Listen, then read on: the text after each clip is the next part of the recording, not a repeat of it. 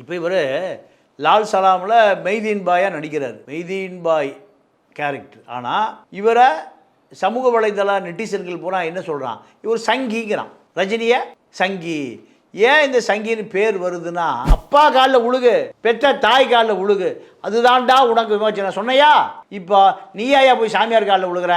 ஒரு ரத்த கரை படிந்த சூழாயுதம் வச்சிருக்கிற யோகி ஆதித்யநாத் காலில் ஏன் உழுகிற? என்ன லாபம்?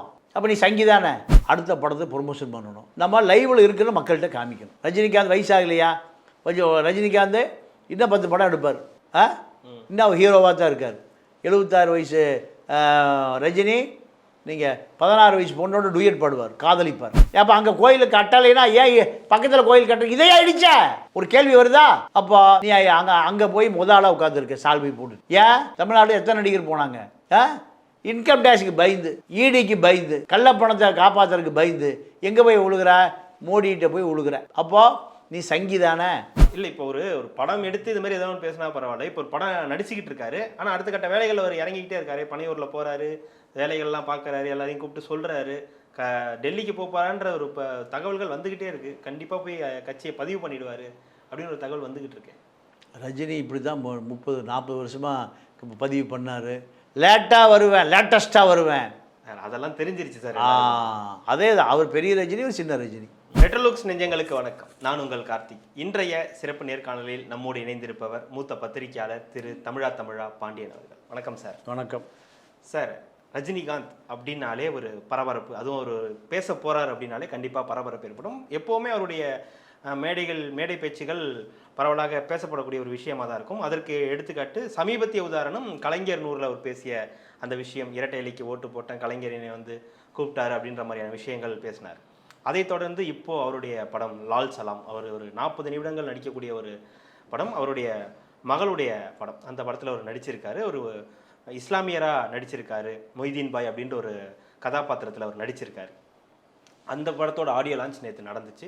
அதில் பேசும்போதும் சில விஷயங்கள் பேசியிருந்தார். அதில் விஜயோட இந்த காக்கா கழுகு கதையை பற்றியெல்லாம் நிறையா சொல்லியிருந்தார். இது காக்கா கழுகு கதையை ஆரம்பித்து வச்சதே அவர் தான். அவருடைய ஜெயிலர் படத்தோட ஆடியோ லான்ச்சில் ஆரம்பித்து வச்சார். அப்புறம் லியோ படத்தோட சக்ஸஸ் மீட்டில் அதை விஜய் அவர்கள் தொடர்ந்து பேசினார். அதை தொடர்ந்து இப்போ மீண்டும் விஜய்க்கும் எனக்குமான அந்த போட்டி, அதை பற்றியெல்லாம் நிறைய பேசியிருந்தார். இதில் நம்ம எல்லாரும் கவனிக்கப்படக்கூடிய விஷயம், ரஜினி அவர்கள் பேசியதை விட அவருடைய மகள், அவங்களோட மகள் பேசுனது தான் இங்கே விஷயமாக பார்க்கப்படுகிறது. என் அப்பா சங்கி இல்லை அப்படின்ற விஷயத்தை ரொம்ப ஆணித்தரமாக சொல்லியிருக்காங்க. அப்படி ஒரு சங்கியாக இருந்திருந்தாருன்னா இந்த மாதிரி ஒரு கதாபாத்திரம் அவர் பண்ணியிருக்க மாட்டார், மொய்தீன் பாய் அப்படின்ற ஒரு கதாபாத்திரம் அவர் ஏற்றிருந்திருக்கவே மாட்டார் அப்படின்னு சொல்லும்போது ரஜினி அவர்கள் கண் கலங்கிட்டதாகவும் செய்திகள் வருது. சில வீடியோக்களும் அந்த மாதிரி இருக்குது. இந்த ரஜினிகாந்த் அவர்களுடைய பேச்சையும் அவருடைய மகளுடைய பேச்சையும் நீங்கள் எப்படி பார்க்குறீங்க? இல்லை, ரஜினியுடைய மகள் ஐஸ்வர்யா எங்கள் அப்பா சங்கி இல்லை என்று சொல்ல வேண்டிய தேவை அங்கே உருவாகிருக்கு. சமூக வலைதளங்களில் எல்லாம், ஃபேஸ்புக்கிலெல்லாம் இவர் ஒரு சங்கி நிறைய விமர்சனம். எதனால் அப்படி வருது? அதுதான் இப்போ விவாதத்துக்கான தொடக்க புள்ளியே. இப்போ இவர் லால் சலாமில் மெய்தீன் பாயாக நடிக்கிறார், மெய்தீன் பாய் கேரக்டர். ஆனால் இவரை சமூக வலைதள நெட்டிசன்கள் பூரா என்ன சொல்கிறான், இவர் சங்கிங்கிறான், ரஜினியை சங்கி.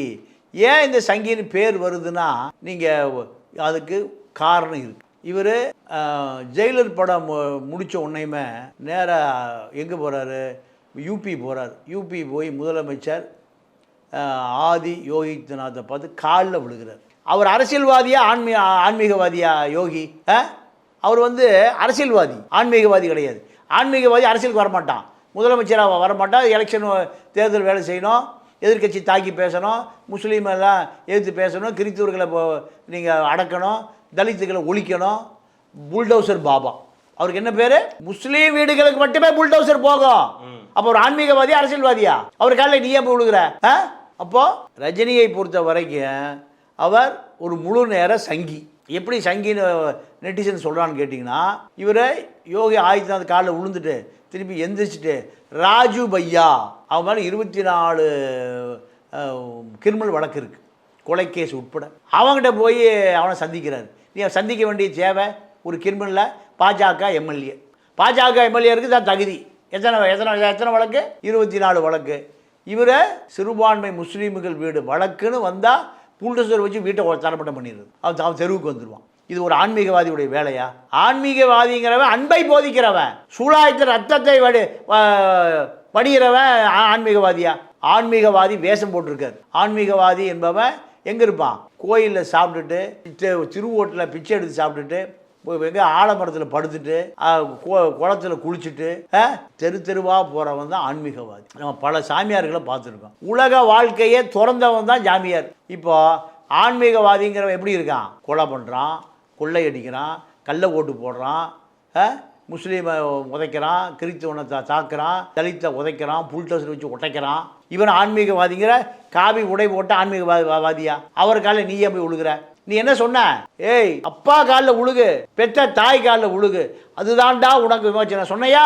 இப்போ நீயா போய் சாமியார் காலில் உழுகிற? ஒரு ரத்த கரைபடிந்த சூழாயுத வச்சிருக்கிற யோகி ஆதித்யநாத் காலில் ஏன் உழுகிற? என்ன லாபம்? அப்போ நீ சங்கிதானே? நெட்டிசன்கள் உன்னை மறுத்தெடுக்கிறதுக்கு நியாயம் தானே? உன் மகன் பதறுது, எங்கள் அப்பா மொய்தீன் பாய் அல்ல, சங்கி பாய். நீங்கள் மோடி என்ன பண்ணுறாரு? ரத்தக்கரையோட பாபர் மசூதி இடிக்கப்பட்டு என்ன கட்டப்படுது? ராமர் கோயில் கட்டப்படுது. நீங்கள் இன்னொரு பெரிய விஷயம் என்னென்னா, பாபர் மசூதி இடிக்கப்பட்ட இடத்துல கோயிலை கட்டலை. அப்போ எதுக்கே இடிச்சாத? நான் 140 கோடி பேரும் கேட்குறான் மக்கள். அங்கே தான் ராமர் இருந்தார், பாபர் இடிச்சுட்டு கட்டிட்டார் 1526 சொல்கிறேன். அப்போ அங்கே கோயில் கட்டலைன்னா ஏன் பக்கத்தில் கோயில் கட்ட இதையா இடிச்ச? ஒரு கேள்வி வருதா? அப்போ நீ அங்கே போய் முதலாக உட்காந்துருக்க சால்வை போட்டு. ஏன் தமிழ்நாடு எத்தனை நடிகர் போனாங்க? இன்கம் டேக்ஸுக்கு பயந்து, ஈடிக்கு பயந்து, கள்ளப்பணத்தை காப்பாற்றுறதுக்கு பயந்து எங்கே போய் விழுகிற? மோடிகிட்ட போய் விழுகிற. அப்போது நீ சங்கி தானே? உனக்கு சங்கி அடையாளம் பொருந்துமில்ல? சங்கினா என்ன? ஜாதி வேணுங்கிறவன் சங்கி, தாழ்த்தப்பட்டவனை கூடாதுங்கிறவன் சங்கி, தாழ்த்தப்பட்டவன் கோயிலுக்கு விடக்கூடாதுங்கிறவன் சங்கி. இப்போ என்ன நடக்குதுன்னா, மோடியே சங்கிதான் சேர்த்து விரட்டி விட்டானுங்க. கோயில் கருவறைக்குள்ள எப்படி வரலாம்? யூபியில் இருக்கிற ஒரு 12% பார்ப்பனர்கள் என்ன சொல்கிறான்? நீ நான் பிராமின், பார்ப்பன அல்லாதவன், சங்கிதாயா உள்ளே வரணும். நீ எப்படி உள்ளே வரலாம்? மோகன் பாகவத் பார்ப்பனர், யோகி ஆதித்யநாத் நான் பிராமின், மோடி 2 பேர் எப்படி உள்ளே வரலாம்? உங்களுக்கு நான் ஓட்டு போட மாட்டேங்கிறான். எங்கே? யூபியில் பஞ்சாயத்து நடக்குது. அப்போ நீ முதலாக போய் உட்காந்து உள்ளேன் ஐயா யாருக்கிட்ட? மோடிகிட்ட. அப்போ நீ சங்கிதானே? அரசியல்வாதி யாருமே போகலை தமிழ்நாட்டிலேருந்து. எடப்பாடி போனாரா? போகல. எடப்பாடி பிஜேபி ஆசியோடு 4.5 வருஷம் முதலமைச்சராக இருந்தவர். அவர் போகலை. காடு வலியா ஊர்ந்து சசிகலாட்ட போனதில் காடு வலிச்சு முட்டியெல்லாம் வீங்கி போச்சியா. நான் போகலேன்ட்டார். நீயா முதல் ஆளை போய் உட்காந்துருக்க? அடுத்த வருஷம் அவர் வரேன் சொன்னையா? நீ ஒரு அக்மாருக்கு சங்கிங்கிறதுக்கு இந்த ஆதாரங்கள்லாம் போதும். அப்போ பிஜேபியோடு மனைவி லதா ரஜினிகாந்த் மிக நெருக்கமாக இருக்கு. அந்த மாதிரி பார்ப்பன பெண், அந்த அம்மா ஒரு சங்கி குடும்பத்தை சேர்ந்தவள். சனாதனத்தை ஏற்றுக்குமா அந்த அம்மா? நீ உன்னுடைய கேளம்பாக்கம் டு வண்டலூரில் இருக்கக்கூடிய 40 ஏக்கரா பண்ணை வீட்டில் அது வாங்கின காலத்தில் 20-25 வருஷத்துக்கு முந்தி அங்கே கார் ஓட்டுறவன், தோட்ட வேலை செய்கிறவன், வீட்டு வேலை செய்கிறவன், கார் துடைக்கிறவன், கூட்டுறவன், குப்பை அள்ளுறவன், தோட்ட தொழிலாளி 15 பேருக்கு 3 சென்ட் இடம் கொடுத்தீங்க. அப்போ ஏக்கர் 1.25 லட்சம். அதை பூரா அடித்து திருப்பி எழுதி வாங்கிட்டீங்களே, நீ சங்கியா இல்லையா? மறுக்க முடியுமா? 15 பேருக்கு கொடுக்கப்பட்ட 3 சென்ட் இடம் வீடு கட்டுறதுக்கு யார்? அவன் பூரா தாழ்த்தப்பட்டவன், பிற்படுத்தப்பட்டவன், ஏழை, தோட்ட வேலை செய்கிறவன், கூலி வேலை செய்கிறவன், மாடு கட்டுறவன், அவனுக்கு கொடுக்கப்பட்ட 3 சென்ட் இடத்த நீயே திருப்பி வாங்கிட்டிய. ரஜினி கொடுத்தா, ரஜினி வாங்கிட்டார். அப்போ நீ சங்கி இல்லையா? இல்லை, இப்போ அவங்க மகள் சங்கின்னு சொன்னா எனக்கு வருத்தமா இருக்கு அப்படின்னு. சங்கின்னு சொல்றதுல உங்களுக்கு என்ன வருத்தம்? சங்கினால பிற்போக்குவாதி, சனாதனவாதி, ஜாதியை மெயின்டைன் பண்றவன்னு அர்த்தம். கீழ் ஜாதியா இருக்கணும், கோயில்களை விடக்கூடாது, இதான் சங்கி கொள்கை. ஆனா எங்க அப்பா அப்படி இல்லை. எங்க அப்பா மனிதநேயம் மிக்கவர், எங்க அப்பா மனிதரை மதத்தால நேசிக்கிறவர் இல்லை அப்படின்ற விஷயங்களும் அவங்க பகிர்றாங்கல்ல. அப்போ ஏன் 15 பேருக்கு 25 வருஷத்துக்கு முந்தி கொடுத்த இடத்த ஏன் எழுதி திருப்பி வாங்கினீங்க? தாழ்த்தப்பட்டவனுக்கு தானே கொடுத்தீங்க. வீடு வேலை செய்கிறவன், தோட்ட வேலை செய்கிறவன், கார் கழுவுறவன், பண்ணை அடிமை தான் கொடுத்தீங்க. மறுக்க முடியுமா? அப்போ தாழ்த்தப்பட்டவன் உன் காம்பவுண்டுக்கு குடியிருக்கூடாதா?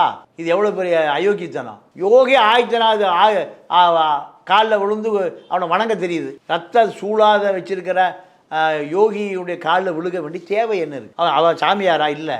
அரசியல்வாதி, முதலமைச்சர். எத்தனை தவறுகளை செஞ்சு முதலமைச்சர் நம்ம எடப்பாடி வந்து நம்ம பார்த்தோமா? சசிகலாவை ஏமாற்றிட்டு சசிகலா காலில் விழுந்து கூவத்தூர் கடத்திட்டு போய் யார்? மோடி வெள்ளை வேட்டி வெள்ளை சட்டை, அவர் காவி வேட்டி காவி சட்டை. 2 பேருக்கு வித்தியாசம் இல்லை. கூவத்தூர் உண்டி அடைச்சி வச்சு சசிகலாவை ஏமாற்றி ஜெயிலில் போட்டு மோடிக்கு நூலை விட்டு மோடி கூட நெருக்கமாகி இவ்வளோ வேலை செஞ்சால் தான் முதலமைச்சர் இருக்க முடியும் இல்லையா? அப்போது அந்த வேலையை எங்கே இருக்கிற எடப்பாடி, யூபி எடப்பாடி காலில் போய் விழுகிற. அப்போ நீ சங்கியுடைய ஆதரவு உனக்கு தேவை, சங்கியினுடைய ஆசீர்வாதம் உனக்கு தேவை. அப்போ நீயும் ஒரு சங்கி தானே. இதை தான் நெட்டிசன்ஸு சொல்கிறான். யூடியூப் இது இணையதளத்தில் பார்க்குறவன் சொல்கிறான், ஃபேஸ்புக்கில் உன்னை வறுத்தெடுக்கிறான். ஐயோ எங்கள் அப்பன் சங்கி இல்லை, சங்கின்னு தான் ஏன் சொல்லுவான், அப்புறம் சொங்கி நான் சொல்லுவான். இந்த விவாதத்துக்கு ஏன் வருது? அப்போ லட்சக்கணக்கான நெட்டிசன்ஸுகள் வந்து முட்டாளா? இணையதளத்தில் இருக்கக்கூடிய எல்லா விஷயத்தையும் அப்டேட் பண்ணி வச்சுருக்கான், எல்லாம் தட்டி பார்க்குறான். படித்த இளைஞர்கள் எல்லாம் பார்க்குறாங்க. பார்த்து உனக்கு ஒரு பட்டம் கொடுக்குறான் ஜங்கின்னு. இந்த பட்டம் எங்கள் அப்பா இல்லை, இப்போ பங்கி இல்லை. மெய்தீன் பாய் படத்தில் மெய்தீன் பாய் கேரக்டர் நடிச்சிங்கன்னா மெய்தீன் பாய் ஆயிட முடியுமா? நீ என்ன சொன்ன? தூத்துக்குடியில் போய் மக்கள் போராட்டம், அது ஸ்டெர்லைட்டுக்கு எதிராக மக்கள் போராட்டம். தீவிரவாதி ஊடுருவிட்டான், பயங்கரவாதி ஊடுருவிட்டான். அப்போ மக்கள் பயங்கரவாதியா? நீ கார்பரேட்டுக்கு ஆதரவாக பேசுகிற. நீ யார்? வேதாந்தா நிறுவனத்துக்கு ஆதரவாக அங்கே அறிக்கை விட்ட. ஒரு சாதாரண ஒரு குடிமகன் படுத்திருக்கான், அவன் பக்கத்தில் போனோன்னு யாரையா நீ எங்கேயா வந்த கேட்டானா? நீ அந்த மக்களுக்கு ஆதரவாக போனீங்கன்னா மக்களோட தூக்கியிருப்பான். நீ யாருக்கு ஆதரவாக போன? சங்கிக்கு ஆதரவாக போன. கார்பரேட் பெரு முதலாளிகள் எப்படி இருப்பான்? ஏழை வாழ தொழிலாளியை புளிஞ்சு ரத்தத்தை எடுத்துருவான். அப்போ உன்னுடைய அடையாளம் என்ன? சங்கி அடையாளம் தானே. கார்பரேட்டுக்கு ஆதரவாக பிஜேபி அரசாங்கம் இருக்குது, பிஜேபி அரசாங்கத்துக்கு ஆதரவாக கார்பரேட் நிறுவனம் இருக்குது, 2 பேருக்கு ஆதரவாக நீ இருக்க. அப்போ நீ சங்கி தானே. ஆனால் இதை பற்றி அவர் பேசலையே, அவங்க மகள் தானே சொல்கிறாங்க. இதை பற்றி அவர் சொல்லலை. என்ன இப்படி ஒரு முத்திரை குத்துறாங்கன்ற ஒரு குற்றச்சாட்டை அவர் வைக்கல. அவங்க மகளுடைய வருத்தத்தை தான், சரி அப்பனுடைய வருத்தத்தை தான் வெளிப்படுத்துகிறான். ஏன்னா அவர் வெளிப்படுத்தின விஷயமே வேற இல்லை. அதாவது இந்த விஷயம் அவர் 2 நாளாக 3 நாளாக அவரை ரொம்ப வேதனைப்படுத்தியிருக்கு. அதாவது நீங்கள் சொல்கிறது அயோத்தி கோயிலுக்கு போயிட்டு வந்ததுக்கு அப்புறமான அந்த பிரச்சனைகள் அவர் வந்து ரொம்ப வருத்தத்திற்கு உள்ளாக்கியிருக்கு. அப்போது அடுத்து விஜய் கட்சி ஆரம்பிக்கிறாருன்னையா? விஜய்க்கு எனக்கு ஒன்றும் எந்த கருத்து வேறுபாடு இல்லை. அதுக்கு முன்னாடி உங்கள்கிட்ட ஒரு கேள்வி கேட்குறேன். இப்போது அயோத்தி கோயிலுக்கு போயிட்டு வந்ததுக்கப்புறம் இந்த மாதிரி சம்பவம் நடக்குது, வருத்தப்பட்டாருன்னு சொல்லும்போது இன்னொரு கேள்வி, அவர் இதுக்கு முன்னாடி அவருடைய படம் ரிலீஸும் போது இந்த மாதிரி ஏதாவது ஒன்று பேசி அது வந்து விளம்பரமாகும் அப்படின்ற ஒரு ஸ்ட்ராட்டஜி எப்போவுமே யூஸ் பண்ணுவார் அப்படின்ற ஒரு குற்றச்சாட்டு ஒரு மேலே எப்போவுமே இருக்குது இல்லையா? பொதுவாகவே இருக்கும் இல்லையா? அந்த மாதிரியான ஒரு விஷயமா இது? எல்லா சினிமா ப்ரொமோஷன் தான், வேறு ஒன்றுமே இல்லை. இவர்களுக்கு பொது நோக்கமே கிடையாதுங்க. இவர்களுக்கு பொது நோக்கமே கிடையாது. ஏன்னா இதனால் இது வரைக்கும் இதுக்கு முன்னாடி வரைக்கும் இந்த வார்த்தைகள்லாம் அவங்க யூஸ் பண்ணதே இல்லை. சங்கி, முத்திரை குத்துறாங்கன்ற விஷயங்கள்லாம் இது வரைக்கும் அவரும் சரி அவங்க குடும்பத்துலேருந்தும் சரி யாரும் பயன்படுத்தினதே கிடையாது. அப்படின்னும் போது இந்த விஷயம் இந்த இடத்துல அதை பேசியிருக்காங்க அப்படின்னும் போது இதுவும் ஒரு வகையான ப்ரமோஷன் தானே? எல்லாம் நீங்கள் சினிமா ஓடுறதுக்கான வியாபார தந்திரம், பணம் சம்பாதிக்கிறதுக்கான தந்திரம். தன்னுடைய படம் வெற்றி பெறணும், பணம் நிறைய கோடிக்கணக்காக சம்பாதிக்கணும், அடுத்த படத்தை ப்ரொமோஷன் பண்ணணும், நம்ம லைவில் இருக்கிற மக்கள்கிட்ட காமிக்கணும். ரஜினிகாந்த் வயசாகலையா? கொஞ்சம் ரஜினிகாந்த் இன்னும் 10 படம் எடுப்பார், இன்னும் அவர் ஹீரோவாக தான் இருக்கார். 76 வயசு ரஜினி நீங்கள் 16 வயசு பொண்ணோட டூயட் பாடுவார், காதலிப்பார், கதாநாயகியாக இருப்பார். இதுதான் இப்போ வேறு என்ன நோக்கம்? ஏதாவது நீங்கள் சினிமா தொழிலாளர்கள் ஒரு 1000 பேருக்கு மருத்துவ உதவி பண்ண, இலவச கல்வி சொல்லி கொடுத்த, இல்லை இப்போ யாராவது ஒரு 50 பேர் இன்ஜினியர் ஆகிருக்கான், 50 பேர் டாக்டர் ஆகிருக்கான், அப்படி ஏதாவது நீ காமி. நீங்கள் 50 வருஷமாக சினிமா நடிக்கிற, 77 3 முடிச்சு வந்தது, 60 வருஷமாச்சு. என்ன நன்மை பண்ணியிருக்க? உன்னுடைய பணத்தை பாதுகாத்துக்கிறதுக்கு உனக்கு காவி அடையாளம், சங்கி அடையாளம், பல 1000 கோடி இருக்குது. நீங்கள் சுரங்க தொழிற்சாலையில் கொண்டு போய் ராஜா பையா மூலம் நீங்கள் இன்வெஸ்ட்மெண்ட் பண்ணுறதுக்காகத்தான் ராஜா பையாவை சந்திச்சேன்னு யூபியிலேருந்து தகவல் வருது. அப்போது உத்தரகாண்ட் சுரங்க தொழிற்சாலையில் இன்வெஸ்ட்மெண்ட் பண்ணுவதற்காக யோகியை பார்த்தேங்கிறாங்க. தமிழ்நாட்டில் தமிழ் ரசிகர்கள் கொடுத்த பணம் ஏப்போ ஒரு சொட்டு வியர்வைக்கு ஒரு தங்க காசு. இதெல்லாம் தமிழ்நாட்டு ரசிகன் கொடுக்குற காசு உத்தரப்பிரதேசத்துலேயும் யூபியிலையும் சுரங்க தொழிற்சாலையாக மாறுது. அப்போ இதெல்லாம் நெட்டிசன்கள் பார்க்குறான், இளைஞர்கள் பார்க்குறான், பார்த்து இதை விமர்சனமாக பண்ணுறான். அப்போ அப்பா புலம்புறாரு, என்னை சங்கிங்கிறாங்க, எல்லா வரவு செலவு குழுக்கள் வாங்கல் நட்பு எல்லாமே எங்கே யூபியோட உத்தரகாண்டோட சங்கிகளோட காவிகளோட. காவினா தாழ்த்தப்பட்டவனை சேர்த்தக்கூடாது, பிற்படுத்தப்பட்டவனை சேர்த்தக்கூடாது, பெண்களை கல்வி கொடுக்கக்கூடாது. இதுதானே சங்கி கொள்கை. இந்த சங்கி கொள்கைகளை ஆதரிக்கிற ரஜினிகாந்தை சங்கின்னு சொல்லாமல் என்ன பண்ணுறது? பிஜேபியோட நெருக்கமாக இருக்கேன்னு மக்கள் நம்புகிறான், ஆர்எஸ்எஸோட நெருக்கமாக இருக்கேன்னு நம்புகிறான் மக்கள். உன்னுடைய அடையாளம் பார்ப்பன அடையாளம். தமிழ்நாட்டில் பார்ப்பன அல்லாதார் அடையாளம் தான் அரசியலுங்க. உன்னுடைய மனைவி குடும்பம் எல்லாம் பார்ப்பன குடும்பம், ரைட், ஓகே. நீ தலித்து, நீ தலித்தா மாறலையா, பாப்பனா மாறிட்டியா? உன்னுடைய அடையாளம் உன்னுடைய மனைவியெல்லாம் தலித்தா மாற்றிட்டியா, இல்லை மனைவியுடைய பார்ப்பன சமூகத்தில் நீ பார்ப்பன சமூகமாக மாறிட்டியா? இப்படி ஒரு கேள்வி இருக்கா இல்லையா? அவசர அவசரமாக அயோத்திக்கு போக வேண்டிய அவசியம் என்ன? சாமி போட போனேன், இல்லை மோடிட்ட ஆஜர்படுத்துறதுக்கு போனையா? அழைப்பு வந்தது, அவர் போனார். இல்லைங்க, அழைப்பு எத்தனை எல்லா நடிகருக்கும் தான் வந்தது, யாரும் போகலைங்க. முதலமைச்சர் வீட்டில் கொண்டு கொடுத்தாங்க, முதலமைச்சர் போனாரா? ஏன் அவர் போனார்னா அப்புறம் என்ன ஆகும்னு தெரியும். அப்போது தமிழ்நாட்டு அரசியல் என்பது வட இந்திய அரசியலுக்கு எதிரானது, சங்கி அரசியலுக்கு எதிரானது. என்ன சொன்னார் இளைய அமைச்சர் உதயநிதி? ஏன்டா மசூதி இடிச்சிட்ட கோயில் கட்டிங்கன்னு கேட்டாரா இல்லையா? அவரும் திரைப்பட நடிகர் தான், அப்புறம் தான் அமைச்சர். நீ அந்த மாதிரி எந்த கேள்வி கேட்காம முதலாக போய் உட்காந்துருக்க. அடுத்த வருஷம் வருவேன், வந்தோடனே ராஜகுருவாக மாறிட்டேன்னு ஒரு வதந்தி. என்ன வந்தி?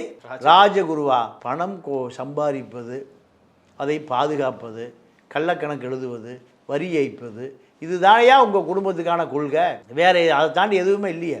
படம் எடுத்து போகிற நட்டமாயி பிச்சை எடுக்கும் போராட்டம் நடத்தினான் எங்கே? ராகவேந்திர கல்யாணத்துக்கு முன்னாடி பழைய செய்தி. அப்போ அவனுக்கெல்லாம் நீங்கள் எதாவது பணம் கொடுத்தீங்களா? இல்லை, மொத்தமாக நீங்கள் வாங்கிட்டு போயிட்டீங்க. ரஜினி அவர்கள் பேசின விஷயத்துக்கு வரேன்.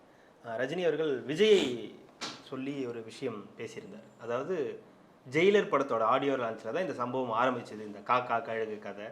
அது விஜயை தான் சொன்னாருன்னு சொல்லி மொத்தமாக பேசப்பட்டது. அது நேற்று என்ன சொல்லியிருந்தாருன்னா, நான் சொன்னது அது கிடையாது, நான் விஜயை தாக்கியெல்லாம் பேசலை, எனக்கு போட்டி விஜய் அப்படின்னு சொன்னால் அது எனக்கு கௌரவம் கிடையாது, அவருக்கு போட்டின்னு நான் சொன்னால் அது அவருக்கு மரியாதையும் கிடையாது, அவருக்கும் கௌரவம் கிடையாது. இப்போது நான் அவரை சின்ன பையனாலேருந்து பார்த்துக்கிட்டு இருக்கேன், அப்புறம் வளர்ந்தார், இப்போ அவரோட திறமையால் இப்போ பெரிய ஆளாக இருக்கார், அடுத்து அரசியலுக்கு போகிறாரு, சமூக சேவை செய்கிறாருன்னு நான் கேள்விப்படுறேன், அதுக்கு ஆல் த பெஸ்ட் அப்படிலாம் சொல்லிட்டு விஜயோட அந்த இருக்கிற அந்த விஷயத்தை சமரசமாக பேசிட்டாரு, முடிச்சிட்டாருன்னு ஒரு விஷயம் இருக்கு இல்லையா? அதை எப்படி பார்க்குறீங்க அந்த பேச்சை? இல்லை, இப்போ அவர் அரசியலுக்கு வந்தோடனே இவருக்கு அச்சம் வந்துருச்சு. இவருக்கு என்ன அச்சம்? இவர் தான் வரலையே. இவர் வரல, ஆனால் அவர் முதலமைச்சர் ஆகிட்டாருன்னா ஆகிட்டு போட்டோம். அதில் இவருக்கு என்ன பிரச்சனை? இவருக்கு என்ன பிரச்சனை? நீ இவரை எழுத்து பேசுனா அவர் எப்படி சும்மா இருப்பார்? நீ காக்கா கருங்காக்கா, நான் கழுகு, நான் உயரத்தில் இருக்கேன், நீ காக்கா கீழே தான் கத்திட்டு இருக்க அப்படின்னு சொன்னால் அவர் முதலமைச்சர் விடுவாரா? அவர் தான் இல்லைன்னு சொல்லிட்டாரு, நான் அவரை பேசலைன்ட்டாரு. எப்போ உடனேலாம் சொல்லியிருக்கணும்? 6 மாதம் கழிச்சா சொல்லுவாங்க? நீ சொல்ல மறுப்பு எப்போங்க வரணும்?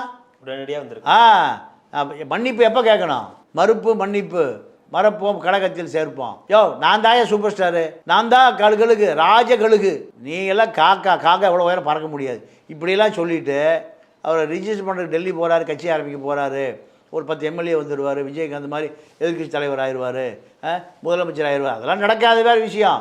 உறுதியாக இருக்கீங்க? ஆமாம். உடனே இவர் பல்ட்டி அடிச்சு, சினிமாக்காரன் எவ்வளவு கோலைன்னு பார்த்துங்க. உடனே நான் அப்படிலாம் சொல்லலை, நீ முதலமைச்சராக ஆசி. அப்போது எம்ஜிஆர் ஒரு ஆள் தான் தைரியமானார். எதை சொல்கிறாரோ கடைசி வரைக்கும் வந்தாலும் அப்படி தான் நிற்பார். இவர்களெல்லாம் பிறவி கோழைகள். திரைப்பட நடிகனுக்கு எதுக்கே அரசியல் தேவை? திரைப்பட நடிகனாகவே முடிஞ்சு போய் சிவாஜி கட்சி ஆரம்பித்தார், எவனும் ஓட்டே போடல, இப்போ கட்சியை கழிச்சிட்டு போயிட்டார். எம்ஜிஆரை கட்சி ஆரம்பிக்க சொல்லி அழுத்தம் கொடுத்து அவரை கடுமையான தொந்தரவு கொடுத்தது கருணாநிதி தான். கருணாநிதியை ஒழிக்கிறதுக்காக தான் தமிழக மக்கள் எம்ஜிஆரை போய் முதலமைச்சர் ஆக்கணும். அதோட முடிஞ்சு போச்சு, அந்த அத்தியாயம் முடிஞ்சு போச்சு.